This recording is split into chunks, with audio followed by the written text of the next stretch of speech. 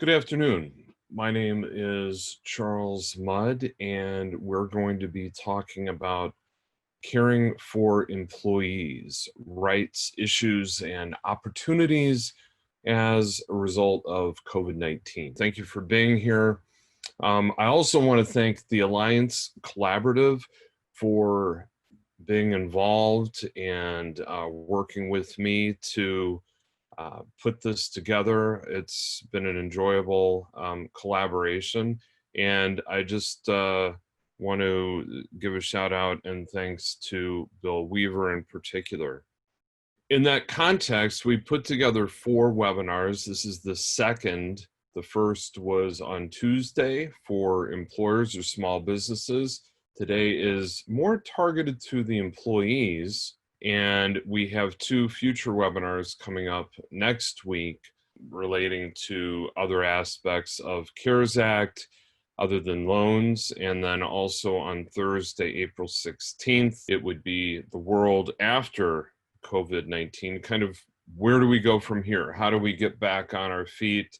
How do we move into the next phase, returning to normalcy or whatever that normalcy might be at that time?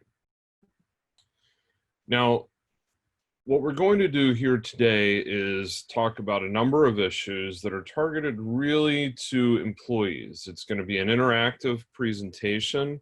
I do welcome questions. I do welcome your input. So it'll be interactive Q&A. Do submit questions. There'll be a survey afterwards, and register for the next 2 webinars coming up. So let's begin. One of the first things is tax rebates. We want to know, you might want to know whether you will be getting a tax rebate. What is the tax rebate? How's it calculated? Well, the government, as part of the CARES Act, has initiated what's a tax rebate or tax credit for individuals. It's $1,200 for an individual, $2,400 for couples filing jointly, and then $500 for every child, qualifying child, in addition. So a married couple with 2 qualifying children could receive $3,400. That being said, there is a phase out, and that is 5% of any amount above $75,000. So essentially that means for an individual, benefits are capped out at $99,000 and $198,000 for a couple filing jointly. If an individual is making between $75,000 and $99,000, then you just do the math and figure out what that might be, subtracting 5% of that difference from the $1,200, and likewise for couples, multiplying the amount above the 150,000 times 5 and subtracting that from the 2,400. Why a tax rebate? Well, essentially this is a tax credit or rebate applied to your 2019 tax return if it's been filed, or if it hasn't, the 2018 can be used. Really, that's more technicality happening behind the scenes. It's not something that you would necessarily need to be worrying about. When will you receive the funds? Well, I'd be interested in knowing if any of you have actually received the funds. There's a lot of questions and uncertainty about that. They're indicating that there might be some delays. We really don't know when the funds will be received. So if any of you have information, please share that through the Q&A aspect. Now, I want to talk about acts in U.S. Congress. So that when we're talking about what is going on, what is being talked about, If people are using acronyms, you might understand what they happen to be. The first one, or one of the first ones, was the FFCRA, Families First Coronavirus Response Act. Then came the CARES Act, which was enacted and signed into law by the president a couple of weeks ago. The CARES Act actually represents a number of acts within a broader 880-page tome. So it's quite significant. The CARES Act actually already starts to amend some of what was in the FFCRA. And there's an indication that there will be subsequent acts coming out of Congress related to trying to help small businesses and the economy address this COVID-19 pandemic. The focus here for this webinar is going to be on federal resources and benefits. And essentially, a lot of the programs you might have to talk to somebody locally or your state, but my focus is talking about what the federal government is doing. And a lot of that drips down to the states, such as unemployment, but this will kind of give you some parameters about what's going on. Talking about the FFCRA, the FFCRA applies through December 31st. It is a large document as well, but we're going to hone down to just a couple points here. It certainly is available online if you'd like to read it. And primarily, one of the big things is the leave, providing for paid leave in certain circumstances. And that leave would apply through December 31st of this year. And it's applicable to 500 businesses with 500 or less employees. Now, there is a particular exception in certain circumstances where the employer might have less than 50 employees. If the application of the FFCRA provisions would cause that business to be threatened or the viability of the business to be threatened, then the business can apply for an exemption. But that's for a business with less than 50 employees and where the where complying with the FFCRA would be particularly troublesome to the business survival. So what do we have? FFCRA, 2 weeks or up to 80 hours of paid sick leave at 100% regular pay.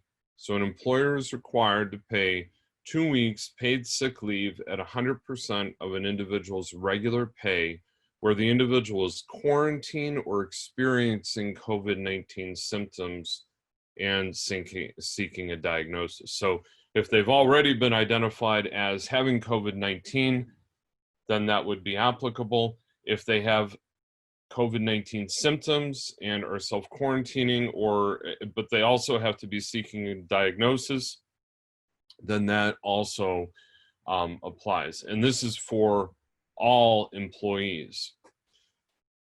Similarly, but not exactly, the employer must also provide 2 weeks, 80 hours of paid sick leave at 2/3 the regular pay, where the individual is needing to take care of somebody that's been quarantined or taking care of a child whose school or childcare provider has been closed or made unavailable due to COVID-19 situations or where it's experiencing similar conditions.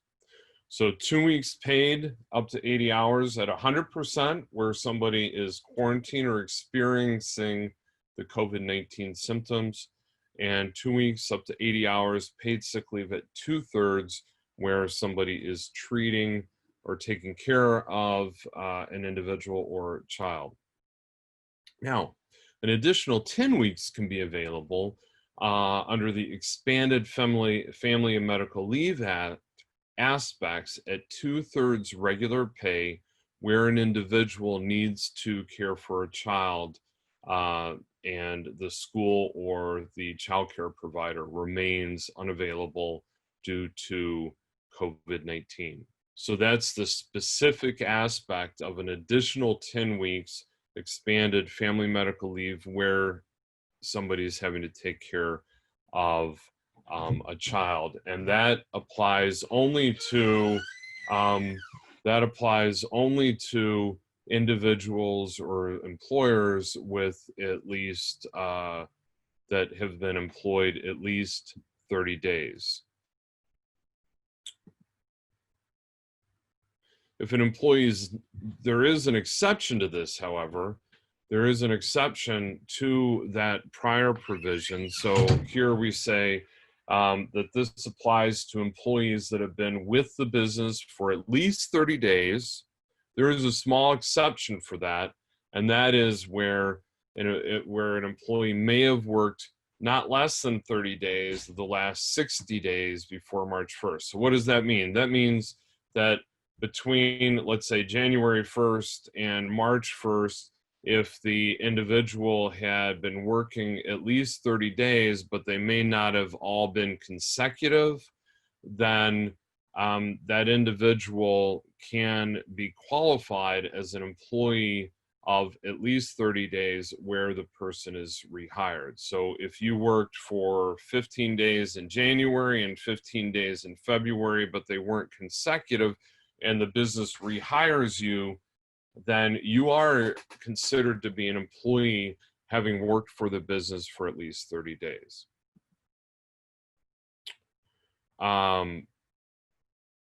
So the FFCRA and the CARES Act, what are the benefits then, or the maximum payout benefits in this particular situation?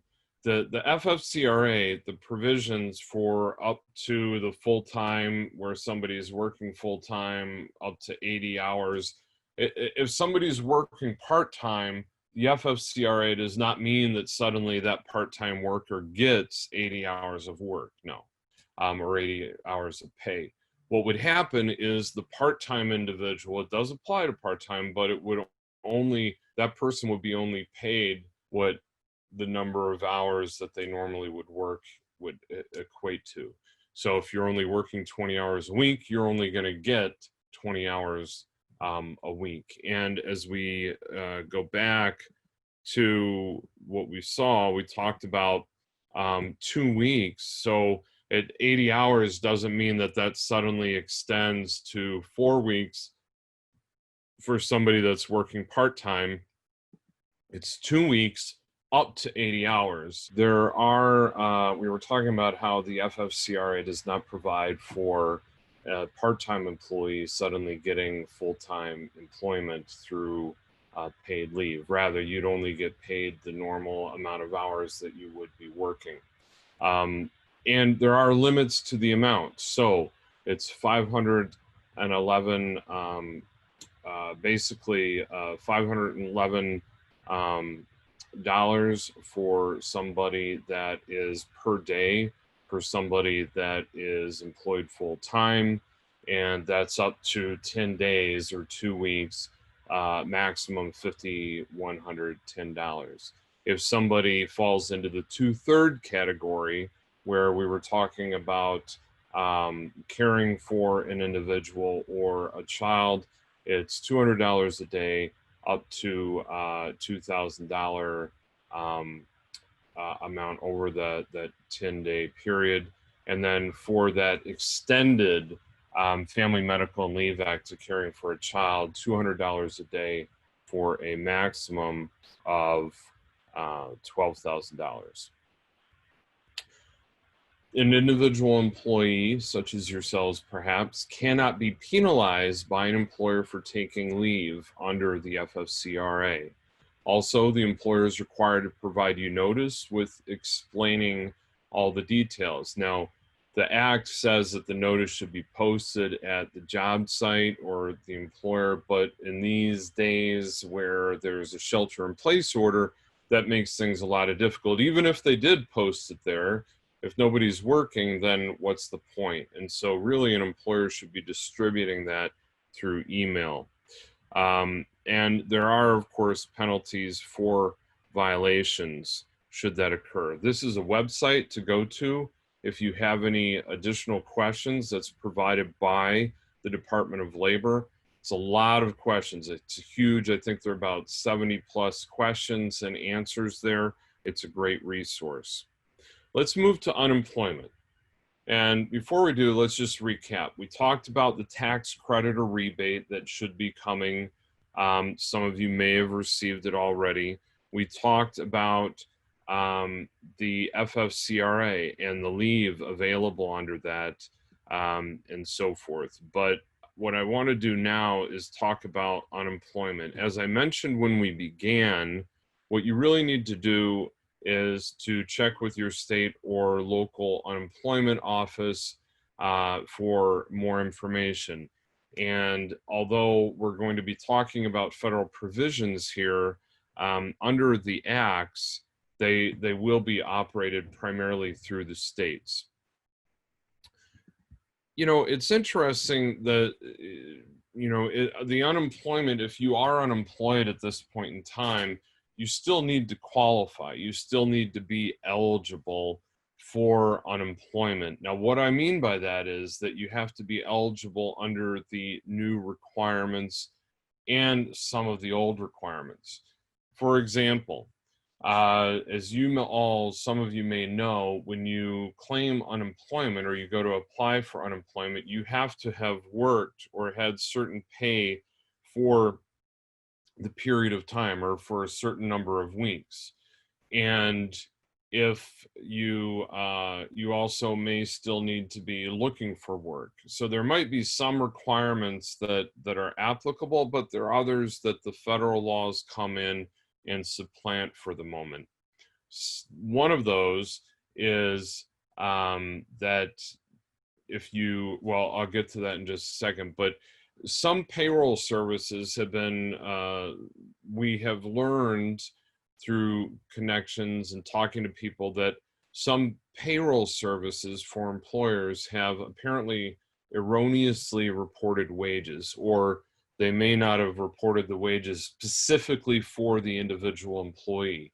And so if you go to the unemployment office and you are denied because they say that they don't see the number of weeks that you worked, or that they don't have the number of quarters and the right amounts, then you would want to check with your employer on that. And we'll talk a little bit more about the still need to qualify here in just a moment, but there are some nuances to that. Crazy days. This is a chart care of the New York Times where you can see the number of initial jobless claims per week. And even during the recession, we were down in this amount. Over here, we're in just crazy numbers, a total of 16 million over the last 3 weeks. So under the CARES Act, and again, we've talked about the FFCRA in the context mainly of paid leave for COVID-19 related matters. Now I'm moving to the CARES Act, which was enacted and passed into law just a couple weeks ago. There are a variety of aspects of unemployment sections that might be applicable. The first is under Section 2102. Basically, what the federal government is saying here is that if you do not qualify or you are not available under existing state or federal programs, whether you've expended the number of weeks of unemployment that you can have under that state program, or where other resources are not available to you, the federal government is coming in and making available unemployment insurance, pandemic unemployment, for those individuals. So where the funds are not otherwise available under existing state or federal programs, and you are available to work, but for specific COVID-19 issues, then this program would come in. If you are able to telework for pay, or you are already on paid leave, you are not eligible. So a lot of this throughout the entire program, the CARES Act, FFCRA, you can't double dip. So you can't get paid on the FFCRA and go apply for unemployment. And I will bring this up later, but we want to be very careful that nobody engages in fraud, because I imagine that they will react aggressively to those that violate or try to take unfair advantage. And the CARES Act does provide for specific penalties, and it's a criminal act. So just keep that in mind. Don't double dip, try to be upfront and honest. If your employer comes through and gets a loan through the Small Business Administration that allows them to bring employees back, so maybe you were laid off or you were furloughed, you're now collecting unemployment, they start paying you again to bring you back, or they start paying you and they have you still working from home or doing whatever because shelter in place. You cannot collect from both parts. So if you start to get funds again from your employer, you do need to report that to the unemployment office and then let them determine your eligibility. So the unemployment under this 2102, Section 2102 of the CARES Act, this is, again, with the federal government coming in where there are not available resources or where you don't qualify for whatever reason under state or other programs. It's available for the period January 27th through December 31st of 2020. And it's where you are unemployed or partially employed or unable to work due to COVID-19 related issues only. It's a 39-week limit, and that 39-week limit includes any unemployment benefits that you may have received in the prior year. So during that period of time, if you've already received regular unemployment and you run out and this program kicks in, the 39 weeks is going to include all the benefits that you may have received, whether through this program or before. If by some other act, the unemployment terms are extended, then the week limit, the 39-week limit, will be extended by the number of weeks that the new legislation would allow. So if they add an additional 10 weeks, then it's going to be 49 weeks. But for right now, it's 39 weeks. If you were unemployed before the act and an otherwise qualified individual, then you should be able to get the funds, but the process needs to be established. Now, what do I mean by that? Well, the act was only enacted a few weeks ago. So if we look at January 27th and we say, well, I was unemployed starting February 1st, but I was denied, and now what do? How do I go back? Well, they're going to set up a program to get you the funds for that period of time. But again, that's if you were unemployed, you fit the qualifications, but you did not have funds from anywhere else. Another thing under this is that there is no 1 week waiting period. So some state unemployment laws may require a 1 week waiting period before you get unemployment benefits, before you can start collecting. That is not applicable to this section. The amounts that you'd get would be what otherwise would be paid under a state program, but not less than a minimum threshold under federal regulations. Plus, so it's the regular amount plus what is provided under Section 2104 or $600. Basically, the next section of the unemployment part of the CARES Act provides that employees can get paid an additional $600 on top of what the standard would otherwise be. For the states to kind of participate in this, they have to elect it, and the federal government then kind of provides the funds, and it applies to the weeks after the state enters the agreement And this particular provision ends July 31st. Also, just so that you know, if you are seeking other programs, other funds from other programs or benefits under Title 19 and 21, then you do not have to include the $600 that you are getting in additional unemployment benefits. The 2104 $600 would be disregarded. Another part of unemployment under the CARES Act is 2106. And this basically provides that, again, there would not be a 1-week waiting period. So 2102 was talking about where there are no other resources out there for you. You've expended all the resources. It's not available under state or other federal programs, and you are otherwise still qualified. The only reason you're not working is because of COVID-19 related issues. Then you basically, the federal government steps in. 2104 is the additional $600. States have to elect to participate. 2106 is where there was that waiting period for the regular unemployment.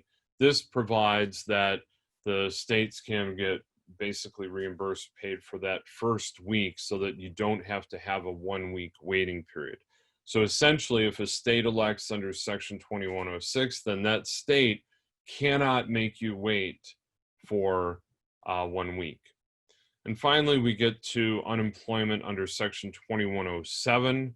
Again, the state must elect to participate. And this is where there are no other benefits available and you're actively seeking work. There is a distinction between the 2102 was where you're able to work, but you can't, only related to COVID-19 related issues. And this is the state coming in and elect to participate where no other benefits are available and you are able to actively seek work. The unemployment under this section, again, this is a state election. So this is kind of the state choosing to expand and provide this to their residents. And so you can't recover under 2107 and 2102. 2102 is there where nothing else exists. If the state elects this, then the state's going to provide the program. It's what the regular amount of unemployment benefits would otherwise be, plus the $600, and the maximum amount is 13 weeks of the average weekly benefit amount. You must be actively seeking work. As I mentioned before, don't engage in fraud. It's not worth it. It's criminal, and there are going to be penalties for that. Just a few other reminders on the unemployment aspects. You still need to qualify. As I said, some payroll services have reported erroneously the wages, not intentionally. It just may not have been done correctly. So if you are denied on that basis, check with your employment. Check with your employer. And if you are denied for any reason, I would check with your employer, contact an attorney, contact somebody, because with all of these programs, they're really, if you're not working due to COVID-19 related issues and you are not getting paid, there should be a program there for you. So I wish you well on that. And if you have any questions or issues come up, then feel free to reach out to me at the contact information below. And before we return to retirement, and obviously if you're working or want to be working, you're not necessarily retired, but I do want to mention those points. Somebody has asked, what is partial employment when we're talking about unemployment issues? Well, if you're completely laid off and you're not working at all, you are unemployed. Partial employment might be where your hours go down or you're working just a little bit amount of time, 10 hours a week, and that might be less than what you normally would be working. And so that's a situation where you should still be applying for that. That's different than where you were a part-time employee to begin with, right? Because if you're a part-time employee only working 20 hours a week, you're not going to suddenly be able to get unemployment as though you had been working full time. But if you were working full time and now you are in a situation where you're only partially working, reduced hours, so forth, you still want to apply, and you should still be getting some benefits to bring you up to a certain point. I hope that answers your question. So retirement, I'm not going to get into the details of the weeds on this, but um, the CARES Act allows an individual to remove more funds than they normally would be able to from their retirement account without a penalty for purposes of this pandemic crisis. Likewise, in a similar way, it also allows the waiver of minimum withdrawals. So a lot of retirement accounts will require somebody to withdraw a minimum amount of money each year.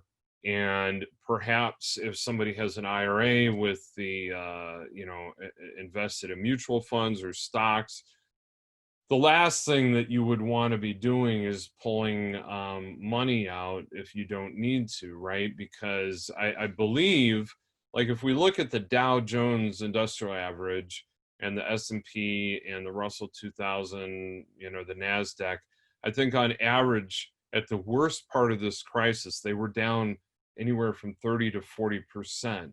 And so if somebody was having to pull from their retirement account at that, let's just say, let's pick a number of 33. So it's a third. If they pulled out $6,000, that's basically what was worth $9,000 before the pandemic. So they're losing it, and they're not going to get that back, because if you pull it out of the market, they lose the money that would otherwise be there if the market gets back. So that's been waived as well. What if another question has popped up here, and that is, what if I'm still working but don't feel like I'm adequately protected? Does OSHA still apply? What about whistleblower issues? Those are very good questions. And what I believe that the question is getting at is if an employer is requiring somebody to work or having somebody work and they don't feel particularly protected with PPE and so forth, that's personal protection equipment, and so on. As far as the particular OSHA requirements, that's a really good question, and I'm going to have to defer and get back to people on that.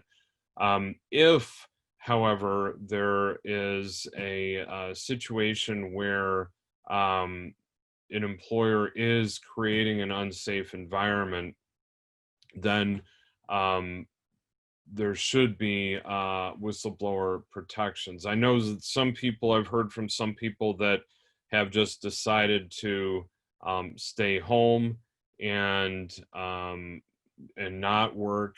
It will really depend on the circumstances. I mean, if you're in an office like our office where there might be only 6 people that are spread 20 feet apart, we have that distance. But also in Illinois, with the shelter-in-place order for everybody but essential businesses, we really shouldn't be there in the first place. But I do not, but let's just say, that's in the context of whether how OSHA is applying now to PPE and all of that.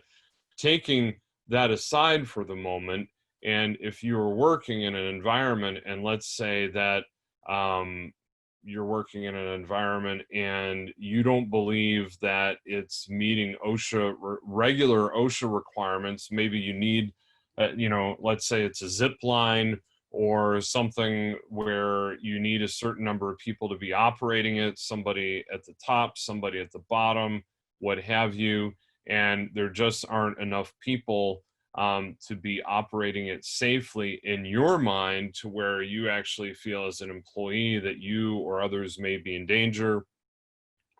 OSHA work safety requirements have not been abandoned in this crisis. And so the way that I started answering the question is not knowing really to the full extent how heightened those regulations might be with PPE and so forth.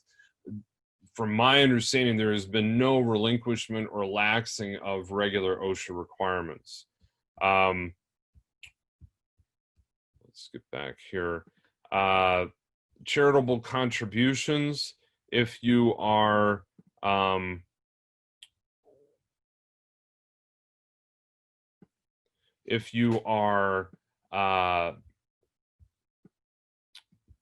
one additional point on, before I get to charitable contributions, one additional point on the unemployment, where I talked about it, that you needed to be actively working or actively seeking employment under the provisions of the CARES Act. Some states have abandoned that, such as Washington, the state of Washington, and waived the requirement, not abandoned, that's a bad word, but waived the requirement to be actively seeking work during this time. So you really should check the state's Department of Labor website. As I kind of alluded to before, I talked about the CARES Act provisions on the federal level, but you really need to check with your state and local government on their specific rules. So charitable contributions, I know that it kind of seems to be incongruous to a certain extent to be talking about possibly needing unemployment, and then, hey, if you have some extra money lying around, why not give it to somebody, a charity? Well, nonetheless, I don't want you to not know about the particular options. And this is basically for individuals and businesses that want to contribute to COVID-19 related causes or to help out in this situation, various organizations. If you don't itemize your tax deductions, if you normally don't itemize, the CARES Act does provide for up to $300 of an above the line deduction for qualifying contributions. They need to be cash contributions. So if you contribute cash to some organization, to a charitable organization, to help out in this situation, if you don't itemize up to $300, you do have to elect to take the deduction. You don't just get it like the automatic credit that we started the program with. You do need to elect to take it. For those who itemize deductions, the CARES Act provides for deduction of qualifying contributions so long as the total qualifying cash contributions don't exceed the excess of the individual's adjusted gross income over all other charitable contributions. So in other words, you can't deduct more than what your adjusted gross income happens to be. Let's say that you had, just for argument's sake, a $5,000 adjusted gross income, and you had donated $1,000 to your local planetarium, and then now it's the COVID-19. The excess over your adjusted gross income, $5,000 minus $1,000 of your other contribution not related to COVID-19. So the excess is $4,000. AGI minus other contributions, we get $4,000. So you would not be able to deduct more than that excess, in my example, $4,000. Huge difference here. For those that do want to take advantage of that, I don't know that I would have enough money to be donating almost my adjusted gross income to a cause, but nonetheless, it really opens the door for those that are able to and that do itemize deductions to help out the community and be able to benefit from that on the taxes. But again, you do have to elect to take that contribution. For a corporation, the CARES Act modified the requirements. So basically they can go up to the excess of 25% of the company's taxable income over all other charitable contributions. So difference between itemized individual being able to AGI minus other tax contributions. Here for a business, it's 25% of the taxable income, then minus the other charitable contributions. Contributions must be in cash and COVID-19 related. Again, you have to elect it. Don't forget to elect it if you do it. Educational assistance. You might ask your employer about this. If they have an educational assistance plan, a written educational assistance plan, or maybe they will create one, or might prompt this to create one and have it in place, an employer can deduct payments made on employee student loan interest or principal. They can be made to the employee or paid directly to the employee's lender. And as the employee, you do not need to include these contributions as income. There are limits to the dollar amount, and there are limits where you may happen to be the owner of the business. You can't, unfortunately, for example, if I still have law student loans, I'm the principal of my firm, the owner, I'm not going to be able to deduct my own student loan interest or principal. But for employees, again, it might be an opportunity for an employer, particularly if they get funds coming in and are in a better position to contribute to their employees, build good morale, and get the tax deduction. So employees, talk to your employer about that. But it does have to be part of an educational written program. Other issues, an institution of higher education can make payments to work-study students not otherwise able to work. The requirement that certain requirements are waived for emergency financial aid grants for students, and there is a suspension of certain student loan payments under the CARES Act. A couple healthcare items. The FFCRA requires that group health plans or insurance issuers provide coverage with no cost sharing and no prior authorization during the COVID period for in vitro diagnostic tests, qualifying coronavirus preventive services. And so essentially what that means is, and there are some others, but if you are needing coverage for in vitro testing or preventative service or treatment for COVID-19 related matters, your health insurance, if you're part of a group health plan or an insurance provider that provides coverage to individuals and businesses, there should be no cost sharing. So there's no deductible, no percentage, no copay on that.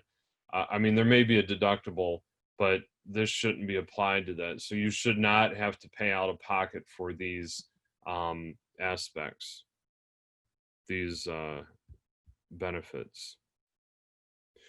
Interestingly, also, the CARES Act provides protection for information related to substance abuse disorder. It actually changed the term from substance abuse to substance use disorder, and provides that any information related to that or related from a program conducted, regulated, or assisted by the United States government inadvertently released cannot be the basis of a termination or other adverse action by the employer. Other points, if you happen to be in the healthcare field and are not working but decide to volunteer, there's limited liability, kind of the Good Samaritan law for those who volunteer during COVID-19 emergency for COVID-19 related matters. Certain restrictions apply, as you might expect. There are provisions in the Act for healthcare workforce development.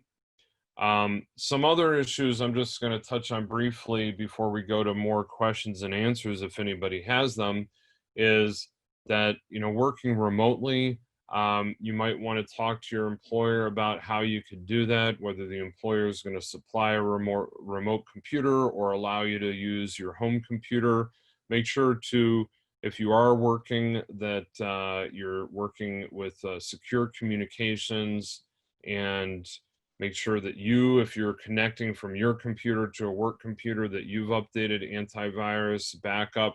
Maybe ask the employer if they can provide that for your use, because typically on software licenses now, if you have a license for the employee, if you are working on a computer at your place of employment and now you're working at your home computer and they haven't provided you with one to take home, If you're using the same software, but only on one of those computers, then maybe your employee license can be used for this purpose.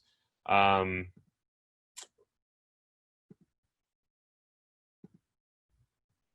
just final note on beware of phishing emails that you might get COVID specific. There are a lot of them out there. The malicious reports, this is just from a little bit ago, as of March 16th, there were 8,300 or 475% increase in the number of malicious reports coming out of COVID-19 related scams and so forth. So just be careful out there. I want to thank again the Alliance Collaborative. These are our respective web pages for information related to COVID-19. The alliancecollaborative.com/COVID-19 and covid19.mudlaw.com.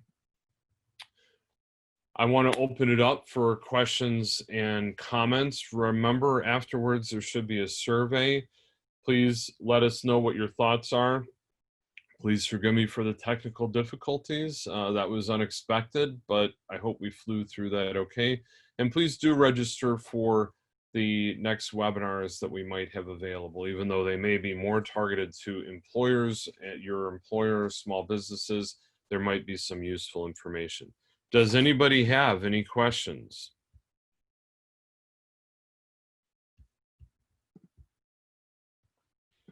Well, I really don't see very many questions here. But if you do have any questions, or you're listening to this after the live broadcast, then please do let me know, let us know. And you can reach me at charles@mudlaw.com. I'd be happy to take any questions. You know, the important highlights here, just to use the last few moments to go over, is you really should be, if you are currently unemployed or you're currently partially employed, meaning that you were employed full-time, let's say, and now you're working only a certain number of hours, you should apply for the unemployment benefits, but be sure to report the income that you are receiving. If you are denied for one reason or another, talk to your employer and ask about that, because as I mentioned, I have heard reports where the payroll service had not allocated to the individual. They had reported wages to the unemployment office, but not allocated them to specific employees, and that's going to hurt you. So that's easily fixed, though. It's just reporting those numbers. So have a dialogue with your employer. If the employer does hopefully get a grant, or not a grant, a loan through the Small Business Administration, and they start bringing or providing you funds, you've got to be sure to report that to the unemployment office. I have heard that every agency seems to be overwhelmed, so there might be delays. It might be difficult getting through to people. I know that in Utah, I was reaching out directly to somebody there at the unemployment office. They did communicate with me. There are resources available. A couple of questions came in. What if I have the opportunity to work while on unemployment? Work. Nothing is saying that you can't work, but what might happen is when you report that work to the unemployment office, which you need to do, then your benefits, your unemployment benefits, might understandably go down. And in fact, apart from those states that are waiving the actively seeking employment requirement, you know, if that wasn't waived, you should be, and you need to be out there looking for work anyway. And typically, you know, that might be that you need to go on a certain number of interviews or a certain number of applications and so forth. So if you are able to work, and just report the income. Another question came in. I worked part-time in the winter and was supposed to go full-time in April. Can I still file for unemployment since I should be getting full-time hours and I am not?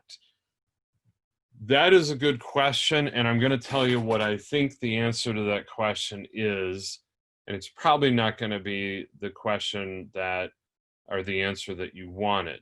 But these federal programs for unemployment really tie into in figuring out what the regular unemployment amount would be, tie into the regular state laws and regulations for determining what your regular pay would be. And it would look back at your wages reported. So, unfortunately, my understanding is that if you were working part time, let's say 20 hours a week, and 2 weeks from now you were to work full time, but suddenly the employer says, I'm not able to have you go full time, um, then unfortunately you are not going to get credit on the unemployment for what would have been. It's backward looking, not forward looking.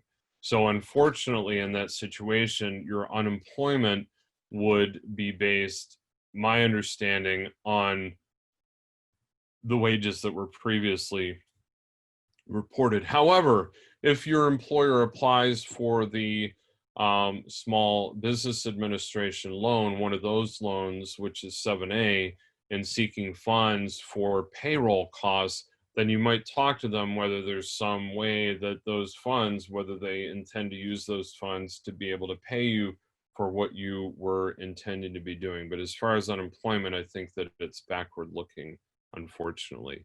Um, but you should still apply, and you should still be in a situation where even under your state laws, if you were not eligible for unemployment for, let's say, not enough hours or something, under the federal program, there should be resources there.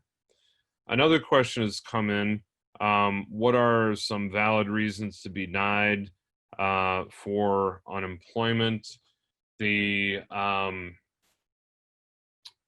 in the past, uh, it basically looks at here's an issue with seasonal employees that I've come across, and particularly seasonal employees that work across states. So we have an office in Park City, Utah, and many of the businesses there are seasonal. Ski season is the high season, although I highly recommend Park City during the summer months. Spring is like a swamp, but summer and fall and winter are beautiful. So if somebody's working in Park City during the winter and maybe during the summer and the fall, they were in Montana or somewhere where there's whitewater rafting, or Alaska, what have you, then they're going to be having reported wages to two different states, one in Utah and one in Alaska, and Montana. Let's just make our example a little bit more complicated. So when they go to apply for unemployment benefits in Utah, because technically through March 21st, it was still winter, they were still up there, still ski season, they go to apply in Utah, and Utah only sees, let's say, a certain number of weeks, and they don't see the qualifying number of weeks for unemployment, they're going to deny that application. However, the provisions, really, most states allow for the fact that employees might have worked in other states. And so that's really not a basis for denial, where somebody has reported the wages that they've had in other states. But if the application only has a specific provision for report, your last Utah wages, or it doesn't ask you the question about what other states you may have worked in, ask somebody about that, because you need them to be looking at all of your wages for that period of time so that you can get the full credit.